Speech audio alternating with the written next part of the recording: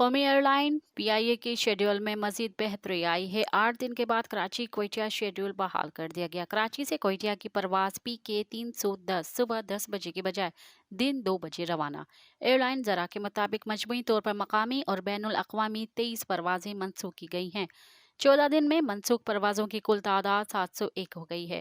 Flight schedule کے مطابق کراچی سے اسلام آباد کے لیے PK 368 369 370، کراچی سے سکھر کے لیے PK 536 537 منسوخ کر دی گئی۔